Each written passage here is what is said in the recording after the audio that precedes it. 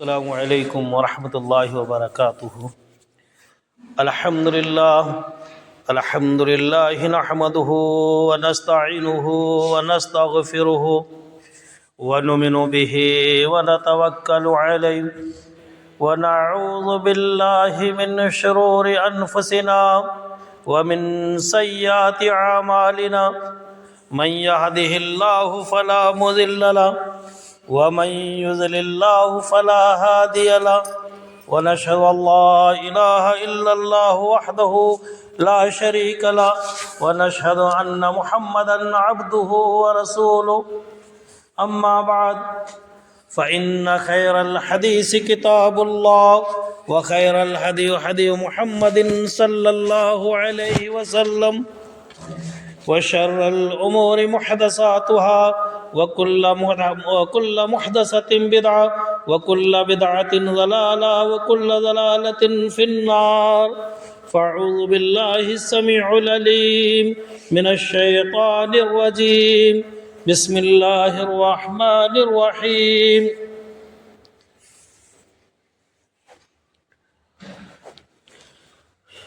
اتل ما اوحی الیک من الکتاب اقم الصلاة ان الصلاة تنہی عن الفحشاء والمنکر قال اللہ تبارک وتعالی فی موضع آخر قد افلح المؤمنون الذین هم فی صلاتهم خاشعون قال النبی صلی اللہ علیہ وسلم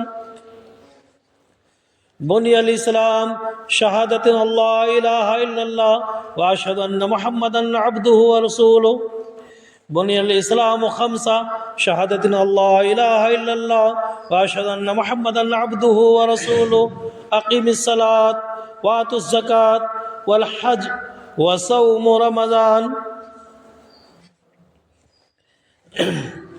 ہمہ قسم کی تعریف و توصیفات اس وحدہ لا شریک کے لیے لائق و زیبا اور شجاوار ہیں، جو ہمارا خالق مربی پالنہار ہے، جس نے تمام کائنات کو پیدا کیا اور اس کائنات کے اندر اس احکم الحاکمین نے حضرت انسان کو پیدا کیا۔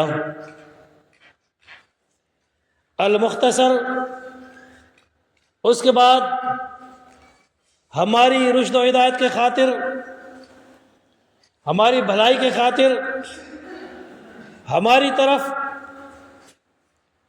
بہت سے انبیاء کرام مبعوث فرمائے، جن میں سے آخری نبی حضرت محمد مصطفیٰ سرکار دو عالم صلی اللہ علیہ وسلم۔ آپ دنیا کے اندر تشریف لائے، آپ نے لوگوں کو اسلام کی دعوت دی۔ اس وقت کی عوام طرح طرح کی برائیوں میں پھنسی ہوئی تھی، ایک دوسرے پر ظلم کرنا، ایک دوسرے کو پریشان کرنا، ناحق ستانا، یہ تمام کام وہ لوگ کرا کرتے تھے۔ اللہ کے رسول صلی اللہ علیہ وسلم تشریف لائے، آپ نے تمام چیزیں منع کی، لوگ الٹے آپ کے دشمن ہو گئے، آپ کو ستانے لگے، آپ کو برا بھلا کہنے لگے۔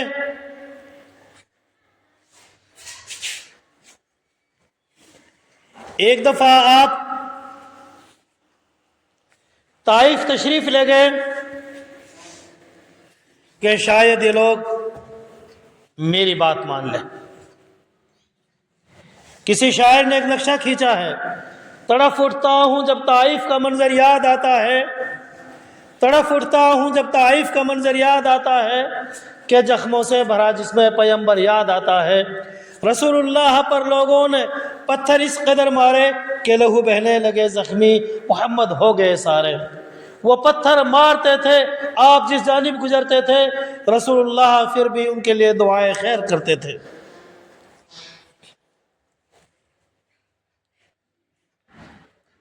اللہ کے رسول صلی اللہ علیہ وسلم طائف تشریف لے گئے کہ شاید یہ لوگ میری بات کو مان لیں، ایک اللہ رب العالمین کی، ایک رب کے سامنے ایک مالک کی عبادت کرنے لگ جائیں، ایک رب کو اپنا معبود سمجھ لیں۔ لیکن وہ لوگ جب آپ ان کو سمجھانے لگے، ان کو بتانے لگے، وہ لوگ آپ کے دشمن ہو گئے، آپ کے پیچھے اوباش اور بدماشوں کو لگا دیا، آپ کو، آپ کے اوپر پتھر برسائے، آپ کے اوپر پتھر برسائے اور آپ لہولہان ہو گئے، زخمی ہو گئے، آپ کے پیروں سے خون نکل کر ایڑیوں کی، جوتے کی ایڑیوں میں جم گیا۔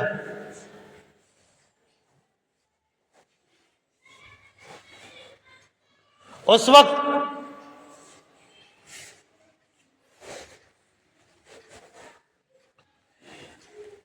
جب آپ بے ہوش ہوئے، حضرت زید رضی اللہ تعالی عنہ آپ کے ساتھ تھے، آپ کو لائے، آپ کو ایک باغ میں لٹایا، آپ کے چہرہ اطہر پر پانی چھڑکا، آپ کو ہوش آیا، اور جب ہوش آیا حضرت جبریل علیہ السلام تشریف لاتے ہیں۔ کسی شاعر نے کہا ہے، یہ حالت دیکھ کر حضرت کی فرشتوں نے کہا آ کر، یہ حالت دیکھ کر حضرت کی فرشتوں نے کہا آ کر، کہا تو پیش دے اس قوم کو کوہوں سے ٹکرا کر۔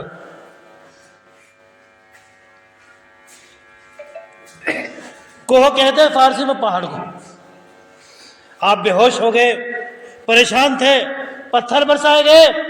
کہا اللہ کے رسول اگر آپ آج مجھے اجازت دے دیں کہ میں اس قوم کو جس کے ساتھ آپ نے، جس قوم نے آپ کے ساتھ یہ حشر کیا ہے، یہ برتاؤ کیا ہے، یہ سلوک کیا ہے، اگر آپ مجھے اجازت دیں تو آپ مجھے اجازت دے دیں میں اس قوم کو پہاڑوں کے بیچ میں رکھ کر پیس ڈالوں۔ لیکن اللہ کے رسول صلی اللہ علیہ وسلم فرماتے ہیں وَمَا أَرْسَلْنَاكَ إِلَّا رَحْمَةً لِلْعَالَمِينَ، وَمَا أَرْسَلْنَاكَ إِلَّا رَحْمَةً لِلْعَالَمِينَ۔ اے نبی صلی اللہ علیہ وسلم، اے اللہ کے رسول، اے میرے محبوب، ہم نے آپ کو رحمت للعالمین بنا کر بھیجا ہے۔ ہم نے آپ کو دنیا میں تمام دنیا کے لیے، تمام کائنات کے لیے رحمت للعالمین بنا کر بھیجا ہے۔ آپ نے کہا نہیں، مجھے امید ہے یہ لوگ نہیں تو انشاءاللہ، یہ لوگ نہیں تو ان کی آنے والی نسلیں مشرف با اسلام ہوں گی، اسلام میں داخل ہوں گی۔ لکھا ہے کہ 7-8 سال کے بعد تمام کے تمام وہ لوگ طائف والے مسلمان ہوں گے۔ آپ نے بڑی بڑی تکلیفیں جھیلی، بڑی بڑی پریشانیاں دیکھی۔ کیا معاملہ تھا؟ بات کیا تھی؟ وجہ کیا تھی؟ آپ کا کوئی ذاتی لینا دینا نہیں تھا، آپ کا کوئی زمین کا بٹوارا نہیں تھا، مکان کا بٹوارا نہیں تھا، دولت کا بٹوارا نہیں تھا۔ اگر کوئی بات تھی تو وہ لوگ گمراہی کے گڑھے میں گھسے ہوئے تھے، وہ لوگ گمراہی میں گھسے ہوئے تھے، وہ لوگ گمراہی میں پڑے ہوئے تھے۔ آپ ان کو صراط مستقیم پر گامزن کر رہے تھے، آپ ان کو صراط مستقیم پر لا رہے تھے، آپ ان کو ایک جہنم کے گڑھے سے نکال کر جنت الفردوس کی طرف لا رہے تھے۔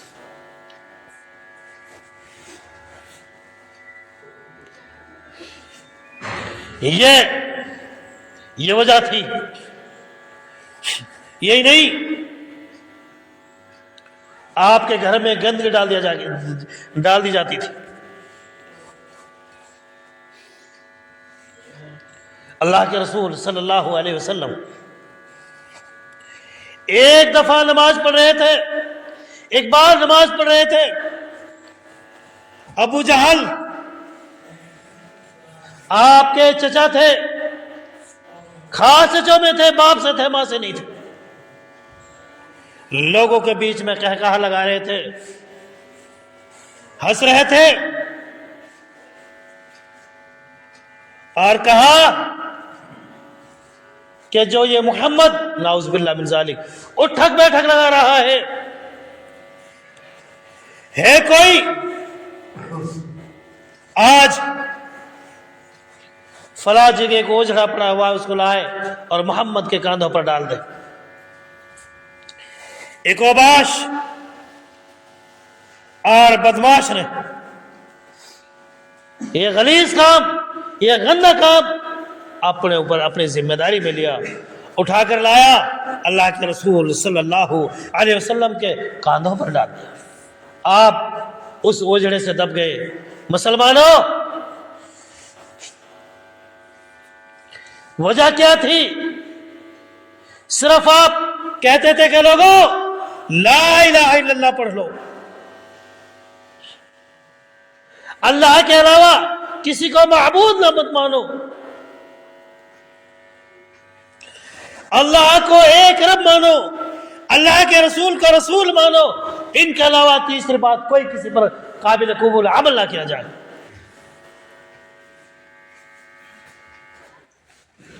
جب یہ معاملہ ہوا، یہ بات آئی، آپ سجدہ میں تھے، آپ کے اوپر ڈال دیا، وہ گندگی ڈال دی گئی. آپ وزن کی وجہ سے اپنا سر نہ اٹھا سکے. فری میں دین مل گیا ہے، کوئی قدر نہیں ہے. لیکن یاد رکھنا، حساب ہوگا ایک بات کا، حساب ہوگا ایک لفظ کا، حساب ہوگا ایک سانس کا. جو سانس ہم لے رہے ہیں اس کا بھی حساب ہوگا، جس آنکھ سے دیکھ رہے ہیں ہم اس کا بھی حساب ہوگا، جس کان سے سن رہے ہیں اس کا بھی حساب ہوگا، جس ہاتھ سے ہم کچھ کر رہے ہیں اس کا بھی حساب ہوگا، جس پیر سے ہم چل کر جا رہے ہیں اس کا بھی حساب ہوگا. سب چیز کا حساب ہوگا. کسی نے حضرت فاطمہ رضی اللہ تعالی عنہا کو خبر دی، اے فاطمہ آپ کو معلوم ہے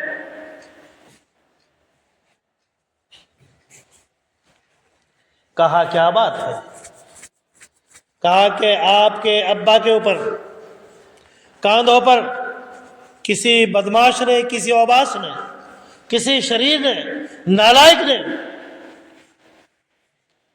کاندھوں پر اوجھڑا ڈال دیا ہے.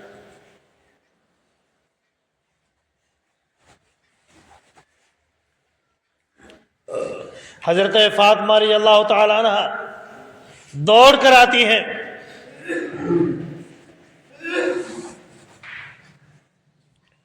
اور دیکھتی ہے. یہ بیٹھنا منع ہے، اس طریقے سے بیٹھنا منع ہے. اگر کسی کو مجبوری ہے، ہوا ہے تو اس کی بات الگ ہے، اسے باقی اسے کیسے ہی بیٹھ سکتے، صرف ایسے نہیں بیٹھ سکتے دونوں پیر کر کے.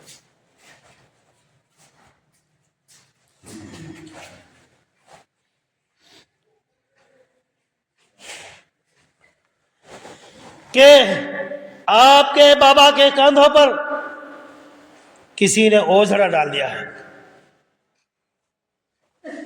حضرت فاطمہ رضی اللہ تعالیٰ عنہ دوڑ کر آئی، وہ گند دھوئی، گند ہٹائی، اور اس گندگی کو دھوتی جاتی، کہتی اللہ میرے بابا نے ان ظالموں کا کیا بگاڑا ہے. اللہ کے رسول صلی اللہ علیہ وسلم فرماتے ہیں میری بیٹی فکر نہ کر، رب تیرا باپ کے ساتھ ہے، رب تیرا باپ کے ساتھ ہے. اس لیے بھائیوں، قرآن کہتا ہے اقیم الصلاۃ ان الصلاۃ تنہا عن الفحشاء والمنکر، نماز کو قائم کرو. ان الصلاۃ، بے شک نماز ہر برائی، بے حیائی، غلط بری چیزوں سے روکتی ہے۔ ایک جگہ اللہ کے رسول صلی اللہ علیہ وسلم نے فرمایا بنی الاسلام خمس، شہادت اللہ الہ الا اللہ، بنی الاسلام خمسہ، اسلام کی بنیاد 5 چیزوں پر قائم ہے۔ اسلام کی بنیاد کتنی چیزوں پر قائم ہے؟ 5 چیزوں پر۔ سب سے پہلے اس بات کی گواہی دینا کہ محمد رسول اللہ صلی اللہ علیہ وسلم اللہ کے سچے رسول ہیں، اللہ کے علاوہ کوئی معبود نہیں، اور محمد رسول اللہ صلی اللہ علیہ وسلم اللہ کے سچے رسول ہیں۔ اللہ ہی اکیلا ایک معبود ہے، اس کے علاوہ کوئی دوسرا معبود نہیں۔ اس بات کی گواہی دینا۔ اس کے بعد دوسرا جو رکن آتا ہے اقیم الصلاۃ، نماز قائم کرو، نماز قائم کرو۔ آج حالات یہ ہیں، معاملات یہ ہیں، مؤذن پکارتا ہے حی علی الصلاۃ حی علی الفلاح، آؤ نماز کی طرف، آؤ کامیابی کی طرف۔ نوجوانوں، یقیناً ان بطش ربک لشدید، بے شک رب کی پکڑ بہت سخت پکڑ ہے، رب کی پکڑ بہت سخت پکڑ ہے، جس دن پکڑ آ گئی ایسے پھر چھوڑنے والی نہیں۔ مؤذن کہتا حی علی الصلاۃ حی علی الفلاح، آؤ نماز کی طرف، آؤ کامیابی کی طرف۔ ہمارے قہقہا، ہماری ہنسی مذاق بیٹھکوں پر، چوراہوں پر، دکانوں پر، محفلوں پر لگی رہتی ہے۔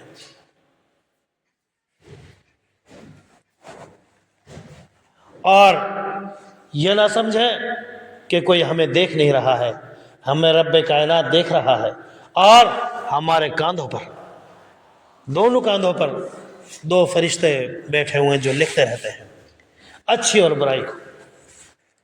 اور اگر کوئی یہ سوچے کہ میرے دل میں کیا چلا کسی کو کیا معلوم، قرآن کہتا ہے انہو علیم بذات الصدور، بے شک وہ رب العالمین احکم الحاکمین، وہ سب چیز جانتا ہے جو سینوں کے اندر چلتا ہے، جو دلوں کے اندر چلتا ہے، وہ دلوں کا مہدی ہے۔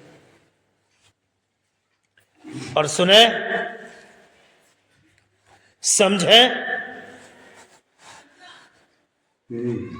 جو نماز نہیں پڑھتے، میں نے 12 بتایا ہے، لیکن اس تعلق سے بات چل رہی، پھر میں بتاتا ہوں آپ کو۔ قرآن فرماتا ہے اقیم الصلاۃ ولا تکونوا من المشرکین، میرے وہ مسلمان بھائی، یہ تمام لوگوں کے لیے اعلان ہے، وہ بہنیں جو نماز نہیں پڑھتے، وہ لوگ، وہ مرد اور عورت، دھیان سے سنیں، جو نماز نہیں پڑھتے۔ اقیم الصلاۃ ولا تکونوا من المشرکین، نماز قائم کرو، مشرکوں میں سے نہ بنو۔ اس آیت کا شان نزول کس کو کہتے ہیں؟ جو آیت جس موضوع کے تحت، جس مقصد کے تحت اتری تھی، اس کو بتانا، اس کو سمجھانا۔ دھیان سے سنیں، قیامت کے دن اللہ رب العالمین احکم الحاکمین ان بے نمازی مرد، بے نمازن عورت سے کہے گا تمہیں کوئی سمجھانے والا نہیں آیا، تمہیں کوئی بتانے والا نہیں آیا، نماز کیوں نہیں پڑھی؟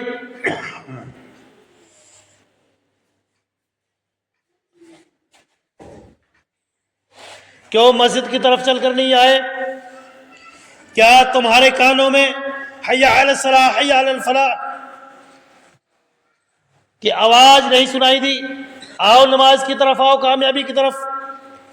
کیا تمہارے کانوں میں الصلاۃ خیر من النوم کی آواز نہیں آئی کہ جب تم اپنے بستروں میں لیٹے ہوئے تھے مؤذن کہہ رہا تھا الصلاۃ خیر من النوم، لوگوں اٹھ جاؤ، بیدار ہو جاؤ، نماز نیند سے بہتر ہے۔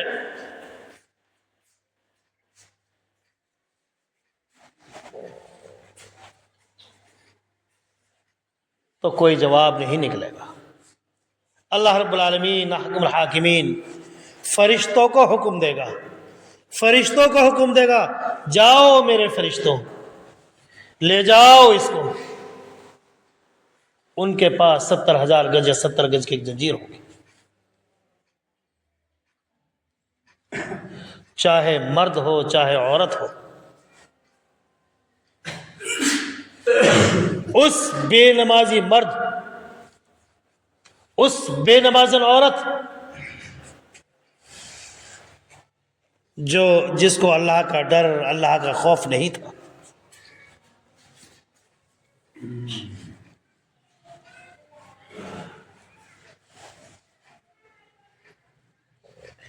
رب کائنات حکم دے گا، جاؤ یہ زنجیر اس کے منہ میں کے نکالو اور منہ میں کے ڈالو اور لیٹرن کی جگہ کے نکالو اور لے جاؤ کھینچ کر۔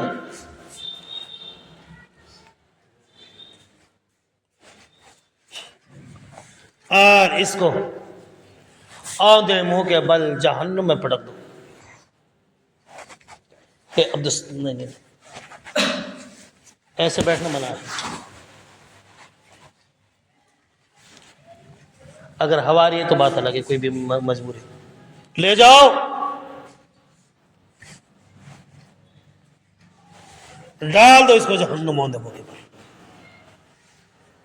کس کا حشر ہوگا؟ بے نمازی مرد، بے نمازی عورت۔ اب آپ اپنے گھر کے اندر، آپ سے مطلب ہم سب یہ چھٹنی کریں، یہ سروے کریں، یہ تحقیق کریں کہ ہمارے گھر میں کتنے لوگ نماز پڑھ رہے ہیں، کتنے لوگ نماز نہیں پڑھتے۔ اور سنو، حویش بن حاشب نماز کیا کرتی ہے، نماز کیا چیز ہے؟ کہتے ہیں میں ایک دفعہ کہیں جا رہا تھا،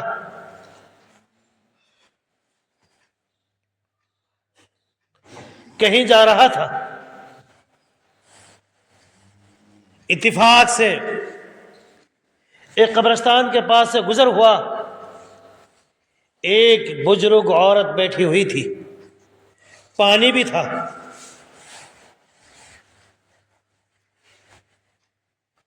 تو میں نے سوچا نماز عصر کا وقت ہے،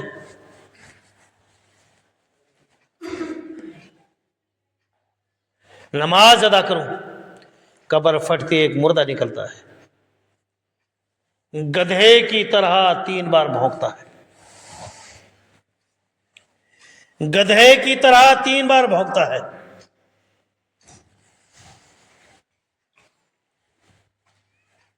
پھر واپس قبر جڑ جاتی ہے۔ حویش بن حاسب اس بزرگ عورت سے کہتے ہیں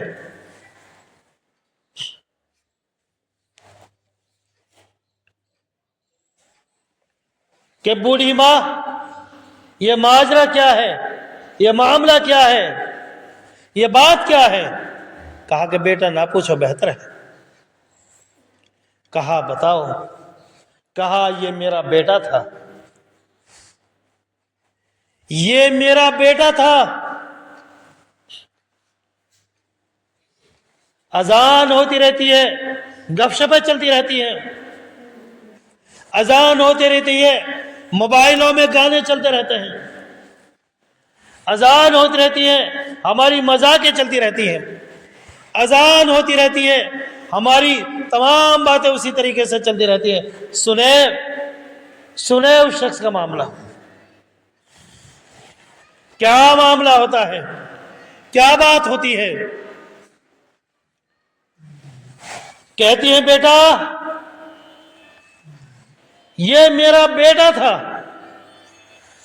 شراب پیتا تھا، گپ شپ کرتا تھا، منمانی کرتا تھا۔ میں اس سے کہتی تھی بیٹا شراب نہ پی، اللہ سے ڈر، اللہ سے خوف کا، اور اللہ کے فریضے کو ادا کر، نماز پڑھ۔ لیکن مجھے ایک جواب دیتا تھا، مجھے ایک جواب دیتا تھا، اور وہ جواب تھا کہ بھونکی جا جس طریقے سے گدھا بھونکتا ہے۔ ایک روز اس کا عصر کے وقت انتقال ہوا۔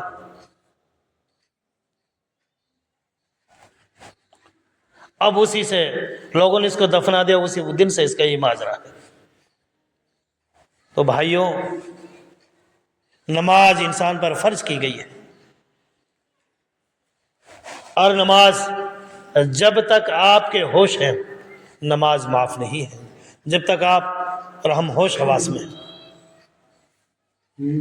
اکثر میں جاتا ہوں ادھر کہنے کے لیے چلو بھائی نماز کے لیے، چلو بھائی نماز کے لیے، سمجھ میں نہیں آتی کیا بات ہے۔ نماز پڑھنے کے لیے کوئی تیاری نہیں، آتا ہی نہیں، گپ شپوں میں لگے رہتے ہیں، دنیاوی باتوں میں لگے رہتے ہیں۔ میرا بھائیوں، جب اسرائیل علیہ السلام تشریف لائیں گے، سرانے کو بیٹھ جائیں گے یا پانتین میں بیٹھ جائیں گے، اس وقت کوئی توبہ قبول ہونے والی نہیں ہوگی۔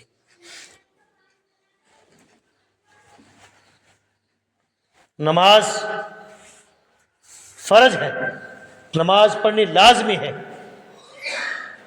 تو ایک پھر تیسرا وات الزکوٰۃ، اگر زکوٰۃ ہے کسی کے پاس زکوٰۃ دینا ضروری ہے۔ اگر زکوٰۃ ادا نہیں ہوتی قیامت کے دن رب کریم اس کے بارے میں پوچھے گا، اس کے بارے میں کہے گا کہ تو زکوٰۃ کیوں نہیں دیتا تھا، زکوٰۃ ادا کیوں نہیں کی۔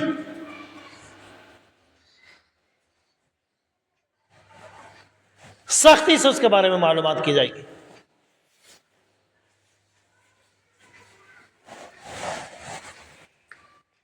پھر چوتھا والحج، اگر حج فرض ہے حج نہیں کیا اس کے بارے میں بھی پوچھو گے۔ حج فرض ہے حج نہیں کیا اس کے بارے میں پوچھو گی۔ پانچواں وصوم رمضان، جب آنے والا ہے رمضان کے روزے رکھنا، رمضان کے روزے رکھنا یہ ہر مسلمان پر فرض ہے، اللہ کہ مسافر ہو اس کو قضا کرے۔ تو اب بتائیں آپ، ہم میں سے کتنے ایسے شخص ہیں جو روزہ رکھتے ہیں؟ ہم میں سے کتنے ایسے شخص ہیں جو نماز پڑھتے ہیں؟ ہم میں سے کتنے ایسے ہیں جو زکوٰۃ دیتے ہیں؟ یقیناً پوچھ ہوگی، یقیناً حساب و کتاب ہوگا، اور یہ سب چیز جس کے اوپر ہم لڑتے ہیں، جھگڑتے ہیں، بھڑتے رہتے ہیں، یہ سب یہیں کہیں رہ جائے گا۔ اب آپ آئیے،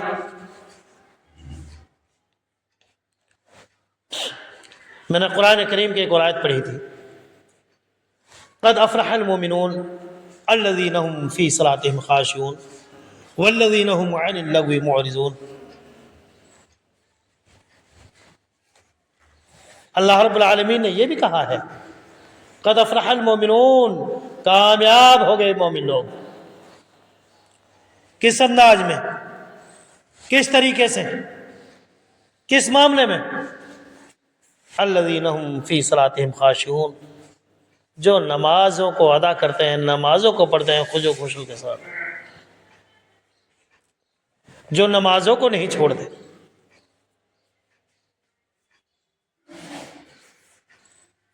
اور میرے بھائیوں، یہ تو وہ نماز ہے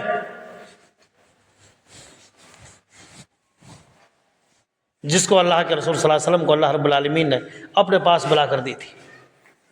یہ تو وہ نماز ہے صحابہ کرام جب وہ کسی چیز کا پہرا دیا کرتے تھے،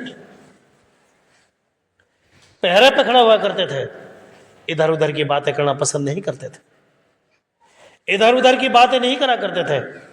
وہ کہتے تھے کہ رات کا پہرا ہے،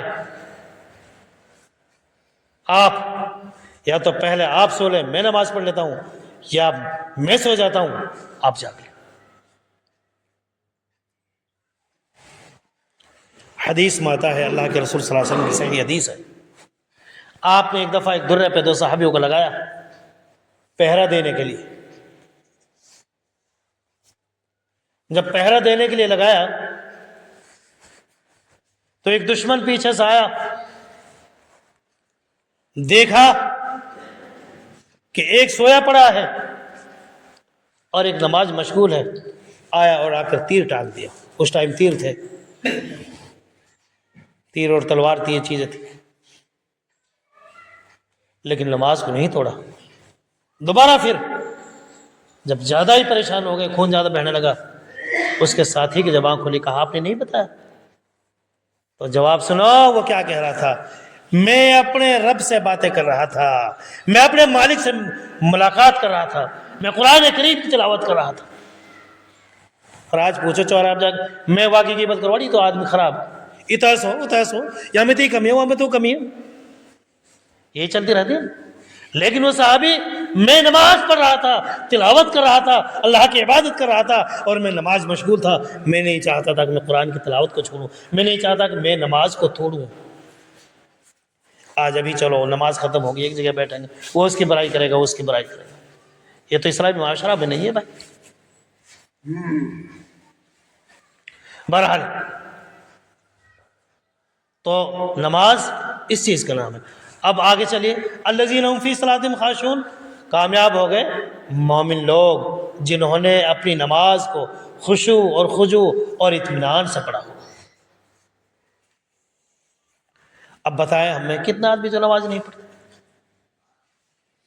قبرستان میں سب کو جانا، قبروں میں سب کو سونا ہے نا، کوئی ڈر نہیں، کوئی خوف نہیں۔ اللہ کے رسول صلی اللہ علیہ وسلم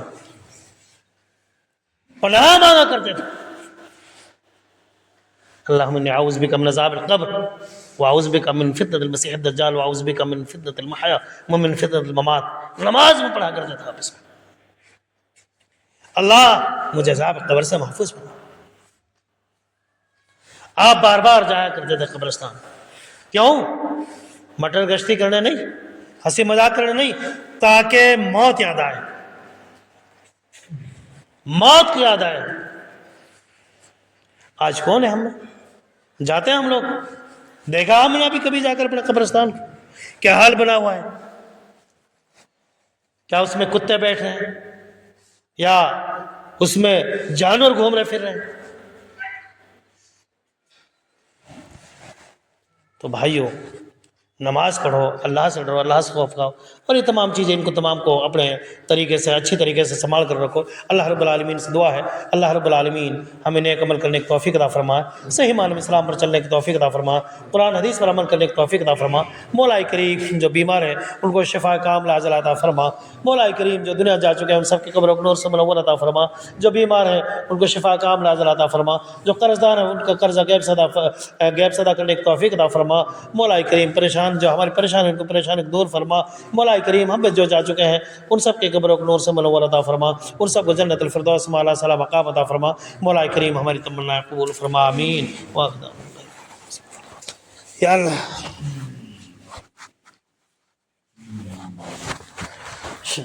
الحمد للہ نحمده ونستعینه ونستغفره ونؤمن به ونتوکل علیہ ونعوذ باللہ من شرور انفسنا ومن سیئات اعمالنا، من يهده الله فلا مضل له ومن يضلل الله فلا هادي له، ونشهد ان لا اله الا الله وحده لا شريك له ونشهد أن محمدا عبده ورسوله إن الله وملائكته يصلون على النبي يا أيها الذين آمنوا صلوا عليه وسلموا تسليما اللهم صل على محمد وعلى آل محمد كما صليت على إبراهيم وعلى آل إبراهيم إنك حميد مجيد اللهم بارك على محمد وعلى آل محمد كما باركت على إبراهيم وعلى آل إبراهيم إنك حميد مجيد.